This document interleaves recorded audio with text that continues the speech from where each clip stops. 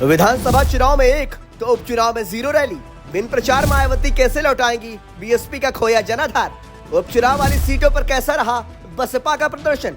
बसपा का सियासी आधार चुनाव दर चुनाव सिकुड़ता जा रहा है। शोषित और वंचित समाज पर एक छत्र राज करने वाली बहुजन समाज पार्टी का सियासी अस्तित्व ही खतरे में दिखाई दे रहा है। जबकि साल 2024 के लोकसभा चुनाव के बाद हरियाणा और जम्मू कश्मीर विधानसभा चुनाव में बसपा का खाता नहीं खुल सका था। वहीं बसपा ने यूपी उपचुनाव, महाराष्ट्र और झारखंड में अकेले मजबूती से चुनाव लड़ने का फैसला किया था, लेकिन यह दावा सिर्फ दावे तक ही सीमित दिखाई दे रहा है।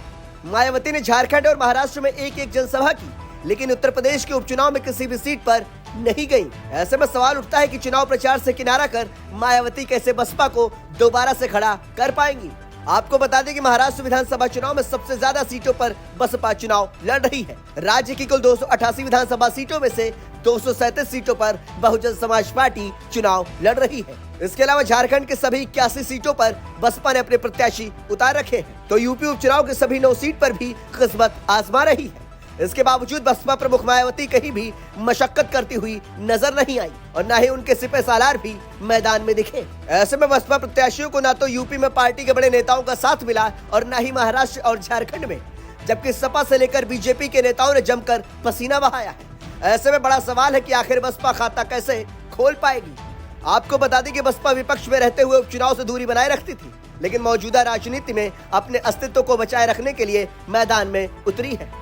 बसपा प्रमुख मायावती ने कहा कि बसपा उपचुनाव में यह प्रयास करेगी कि उसके लोग इधर उधर न भटके। वह पूरी तरह से बसपा से जुड़कर बाबा साहब भीमराव अंबेडकर के आत्मसम्मान और स्वाभिमान कारवां के सारथी बनकर शासक वर्ग बनने का मिशनरी प्रयास जारी रखे।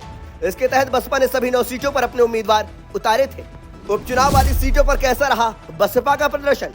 उत्तर प्रदेश के उपचुनाव में बसपा आखिरी बार 2010 में चुनाव जीती थी। तब मायावती के मुख्यमंत्री रहते हुए सिद्धार्थनगर की डुमरियागंज विधानसभा सीट पर हुए उपचुनाव में बसपा प्रत्याशी खातून तौफीक विधायक चुनी गई थी। इसके बाद से बसपा कोई भी उपचुनाव नहीं जीत सकी है और अब फिर से चुनावी मैदान में उतरी। यूपी उपचुनाव में भले ही सत्ता का कुछ बनने और बिगड़ने वाला ना हो, लेकिन 2027 का सेमीफाइनल जरूर माना जा रहा है। ऐसे में अखिलेश यादव सभी 9 सीटों पर प्रचार करने पहुंचे थे, तो सीएम योगी की हर सीट पर 2-2 जनसभाएं हुई है। इसके अलावा बीजेपी और सपा के तमाम बड़े नेता भी प्रचार करते नजर आए, लेकिन मायावती कहीं भी प्रचार करने नहीं गई और न ही उनके पार्टी का कोई बड़ा चेहरा नजर आया। यूपी की जिन 9 विधानसभा सीटों पर उपचुनाव है, उसमें मझवा, कटेहरी, मीरापुर जैसी विधानसभा सीटों पर बसपा का अपना सियासी दबदबा रहा है। मझवा सीट पर बहुजन समाज पार्टी 5 बार चुनाव जीतने में कामयाब रही है, जबकि समाजवादी पार्टी का अभी तक इस सीट पर खाता भी नहीं खुला है। इसी तरह मीरापुर, खैर और कटेहरी सीट भी समाजवादी पार्टी की तुलना में बसपा के लिए ज्यादा मुफीद रही है। इतना ही नहीं, दलित वोटों के लिहाज से भी ये सीट अहम मानी जाती है। इसके बावजूद सपा ने जमकर मशक्कत की, लेकिन मायावती ने अपने आप को किनारे रखा। करो या मरो की स्थिति में बहुजन समाज पार्टी।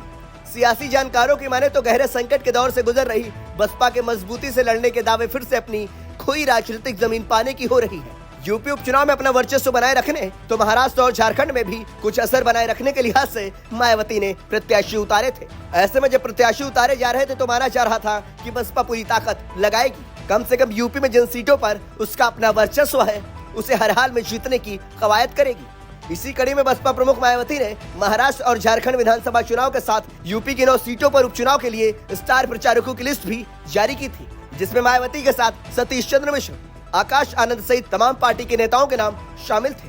लेकिन झारखंड में मायावती ने एक रैली की, तो महाराष्ट्र में भी एक ही जनसभा को संबोधित किया। मायावती के साथ आकाश आनंद भी दोनों ही जगह गए, लेकिन यूपी उपचुनाव से दूरी बनाए रखी। उत्तर प्रदेश की सियासत में बसपा का जनाधार पहले से ही सियासी हाशिए पर है। अपने काडर को चुस्त रखने और संगठन में नई ऊर्जा लाने के लिए बसपा ने उपचुनाव के सभी सीटों पर प्रत्याशी खड़ा करने का फैसला लिया था। उपचुनाव में बसपा की स्थिति करो या मरो वाली है। बसपा उपचुनाव में अगर एक भी सीट जीतना चाहती है, तो उसे एक तरफ से सपा के नेतृत्व वाले गठबंधन से मुकाबला करना है, तो वहीं दूसरी तरफ बीजेपी के नेतृत्व वाले एनडीए से भी 2-2 हाथ करना पड़ेगा।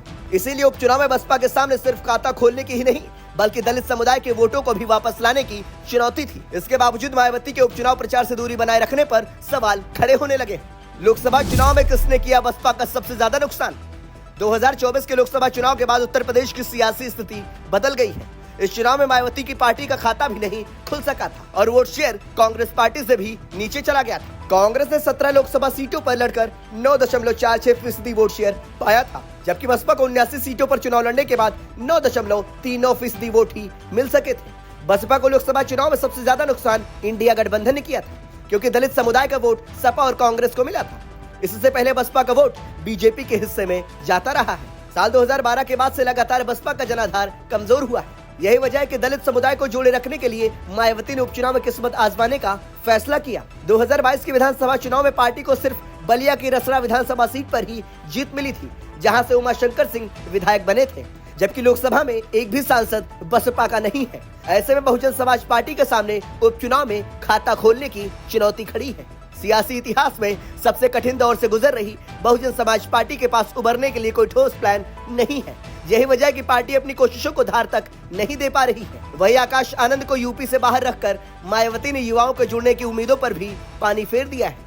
मायावती जिस तरह से दूरी बनाई हुई है, उसके चलते बसपा पूरी तरह जमीन से कटती नजर आ रही है और यूपी उपचुनाव के साथ साथ महाराष्ट्र और झारखंड चुनाव से दूरी बनाकर मायावती कैसे बसपा का दोबारा से उभार कर सकेगी, ये राजनीतिक गलियारों में बड़ा सवाल बना हुआ है।